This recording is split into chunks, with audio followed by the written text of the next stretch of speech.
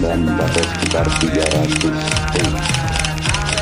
Sorotan berikutnya, Saudara, Harvey Moise divonis 6 tahun 6 bulan penjara dalam kasus korupsi timah yang merugikan negara 300 triliun rupiah. Korupsi adalah musuh kita bersama. Korupsi merupakan salah satu bentuk fraud yang dilakukan oleh PT Timah Tbk, yaitu sebuah perusahaan yang bergerak di bidang pertambangan dan pengelolaan timah di Indonesia.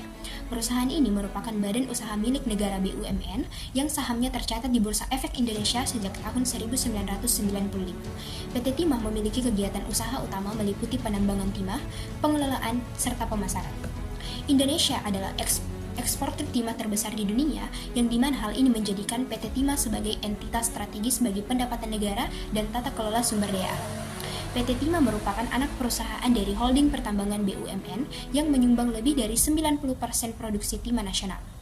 Kasus fraud yang terjadi di PT Timah memiliki latar belakang yang kompleks, mencakup ketidaksesuaian dalam penerapan hukum perusahaan, manipulasi laporan keuangan, dan potensi pengawasan yang tidak efektif.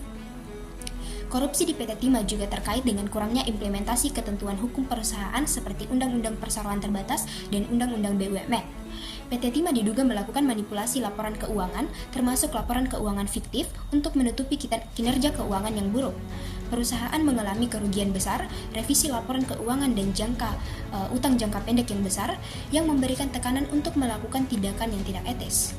Adapun pihak-pihak yang terlibat dalam kasus ini, yang pertama itu korupsi internal, di mana pejabat PT Timah diduga menerbitkan izin tambang ilegal dan membiarkan perambanan konsesi perusahaan.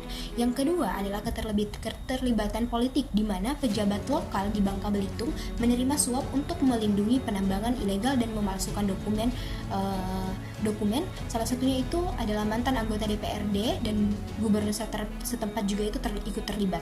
Dan pihak yang ketiga terlibat dalam kasus ini adalah peran sektor swasta, di mana sejumlah smelter atau pengolahan timah dan eksportir membeli timah ilegal, yang hal ini membentuk rantai pemasok gelap. Selanjutnya adalah bentuk pelanggaran yang dilakukan oleh PT Timah Tbk ini.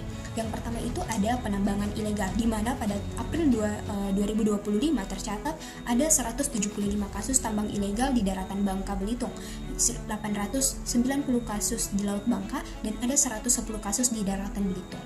Nah, yang kedua itu aktivitas ilegal ini merusak sumber daya dan cadangan biji timah serta berdampak pada lingkungan.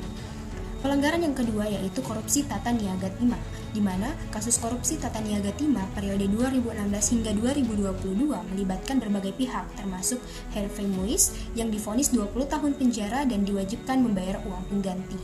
Selanjutnya, kerugian negara akibat korupsi ini diperkirakan mencapai 300 triliun, di mana pelanggaran ini mencakup kerjasama dengan smelter swasta yang tidak sesuai peraturan dan pengelolaan biji timah secara ilegal.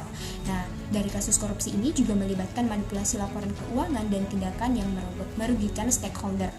Adapun pelanggaran lain yang dilakukan oleh PT Timah ini, di mana pelanggaran etika akuntansi dan prinsip profesionalisme oleh akuntan PT Timah. Selanjutnya adapun proses penyelesaian kasus yang dilakukan oleh auditor, yang di mana proses penyelesaian kasus korupsi di PT Timah yang melibatkan auditor ini melibatkan beberapa tahap. Yang pertama, auditor internal maupun eksternal melakukan investigasi dan menyusun laporan hasil investigasi yang disesuaikan dalam waktu maksimal 90 hari kerja sejak keputusan untuk melakukan investigasi.